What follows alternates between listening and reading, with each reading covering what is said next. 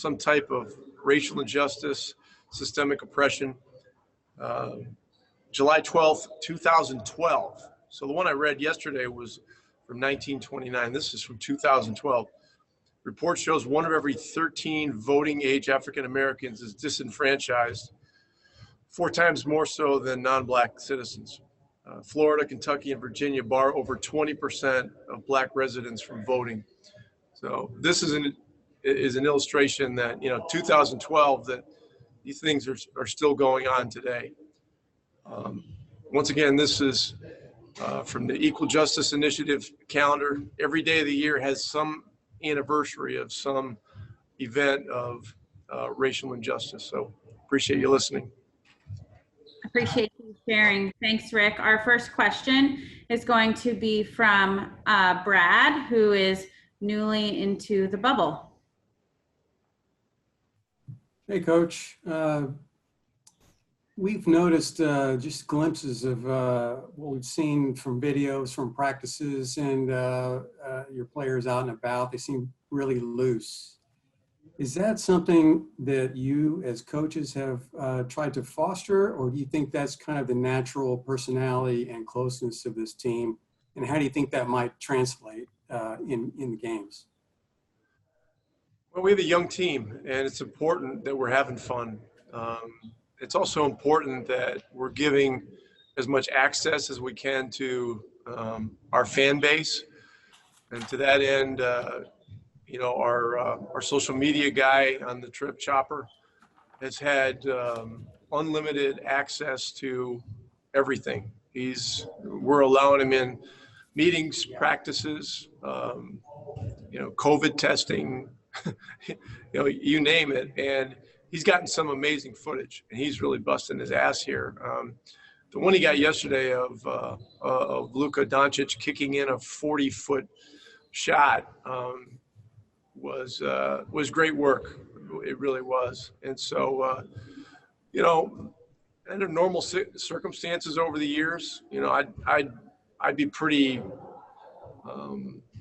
vigilant about keeping practice closed and stuff like that. But we're at a different time. I mean, we've got to open this up. We've got to give our fans not only a glimpse, but a real strong view of what's going on, not only on a day-to-day basis, but an hour-to-hour basis. And so, we've changed our tack a little bit. So tomorrow, me and JJ Barea and Seth Curry and Darrell Armstrong have a golf game set up for 8:15 a.m. Eastern time. And I'm told that Chopper he wants to tag along and get some footage of that. So I'm looking forward to that. Tomorrow's an off day, obviously. We've had 3 very productive days as we ramp up. First day was, on a 1 to 10 scale, was about a 4 in terms of how hard we were going. Then it was probably about a 6 or 7. Today was about a 9 or a 10. And tomorrow's day off comes at the right time for us. Thank you. Okay, our next question is from Eddie. Hey, Rick, along those lines, I'm just curious, what kind of interaction, if any, do you guys have with, I don't know, just people that are involved in supporting this whole thing, bus drivers and food preparers and housekeeping, and also have you seen or run into people or players or coaches from other teams? Yeah, we run into players and coaches from other teams a lot. Oklahoma City's food room and meeting room is next to ours, and then I think Memphis is around the corner, and so there's 3 or 4 in each one of these buildings. So we do have contact in terms of seeing people and walking by them and so on and so forth. In terms of bus drivers, we got a great bus driver. We got a guy that is really into, all different kinds of music. He's a bit of a jazzer. Every time we get on the bus, he's got some music blasting, and he's a cool dude. And in terms of the food preparers, that's one thing where we have literally zero contact. our meals are prepared, and it's set up so that at a certain time they're available in there's one heating contain compartment, and then there's one cooling compartment. They'll have the menu on the outside of the door, and then you go and you pick up your meal, and there's tables you can either eat there or you can bring it back to your room.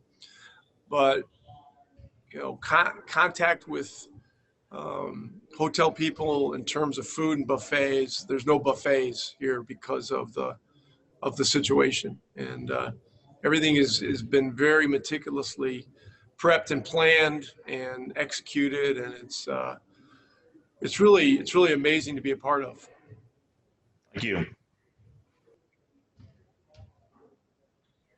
Okay, we're coming to Coop next. Hey, Rick.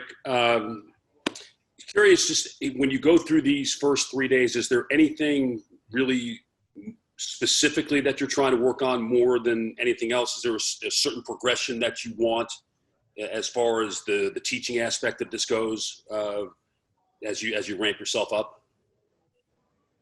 Well, we felt coming into this restart that it was going to be really important to focus on defense and free throw shooting. Those were the two big focuses: defense first, and then also free throw shooting. Those are two areas that are, they're really non-creative type endeavors. Defense is hard-nosed, sitting down, going hard, protecting your teammate, those kind of things. Free throw shooting, there's not a lot of creativity involved with it. You just got to get a routine, and you've just got to keep working it. But you got to understand the importance of it. And so, our guys are doing a really good job with both of those things. Offensively, we're not really putting anything new in. We're doing a lot of review. And this gives us a chance to, also scrap some things that, aren't needed with our present makeup. So simplicity is always an important thing in my view when it comes to, preparing an NBA team to play. But you've also got to have, the details covered as best you can. So, I like where we're at. It's been a ramp up. It's important that we all view this as a ramp up and not an ease in. I really feel like there's a pretty significant difference. When you ease in, it's just a little too casual sounding. Ramping up means that you're going hard all the time, but every day we're picking up the level of stuff that we're doing and the amount of time that we're doing it. So after 3 days, things are good. Tomorrow's off day is we'll come at a good time, and then we'll be back at it Tuesday, I believe, at 5 o'clock. 5 o'clock Eastern time on Tuesday, 4 o'clock Dallas time. What are the stakes on the first tee tomorrow? We haven't talked about that yet, but I'm gonna get them up as high as I can. I'm looking forward to it.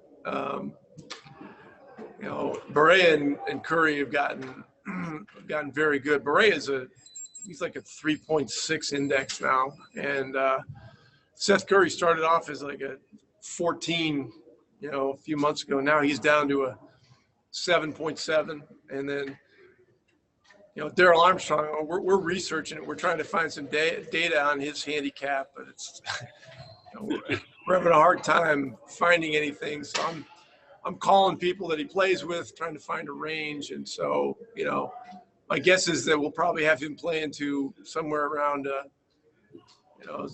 7 or 8 tomorrow with Seth. So should be fun. Looking forward to it. Thanks. Okay, next question is from Dwayne.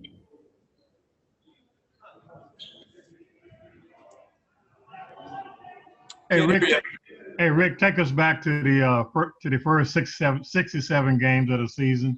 What are some of the positive things that your team was able to accomplish that you can build on when the season starts later on this month? Well, we established ourselves as a very good offensive team. That's, the stats will tell you that. We did some very good things. We had a stretch in November, December where I think we went 10-1 or 10-2, and that got our season kind of jump started after a bit of a rough start. And since that time we've played well. We've been dealing with injuries and other things and have to adjust and do some things like that. But I felt all along that our vibe is good, our togetherness is good. We're learning to play together better all the time. And, once again, I just feel like, defense and free throw shooting are going to be very big things for us, as we head into this 8 games and then the playoffs. How has Luka looked so far, and what are you expecting out of him from a leadership standpoint when the season restarts? Yeah, I love the way he's practicing, working, competing. He's the on-court, leader of this team. There's just there's no two ways about it. He has the ball, and he's going to be the central focus of a lot of things. And it's a job that he wants to have. He wants to be that guy, and so working real hard and playing great too. So after 3 days, I love where he's at. All right, appreciate it. Our last question, Rick, is going to be from Saad, and then Bobby will be following you. Okay. Hey, Rick, there's a couple of times now that you've emphasized the importance of the free throw shooting. I'm curious, how do you coach players to get better at free throw shooting? Is it just a repetition thing, or are there certain things that you can do to help with that? Well, we've got a great shooting coach, and a lot of it is routine, developing a routine and a trust and a rhythm in what you're doing. Simulating situations where you simulate pressure situations. And, when you work on your routine and you establish a routine that you trust, and you simulate those situations, and have success when you simulate, it gives you a great chance to do the same thing in games. And look, we have good shooters. I mean, we were number one in the league in offense heading into the hiatus. Free throw shooting is just one of those detail elements of the game, and we're spending a lot of time with it. We're doing a lot of competing with free throw shooting, as a team after practice, and we're working at it. We just know that in this type of a situation, where you got kind of a tournament type situation like this, every little thing really counts, and free throw shooting is always going to be a big part of execution and the importance when you're trying to win. Thank you. All right. Thank you very much. Thanks, Rick. Good luck tomorrow. Talk to you Tuesday.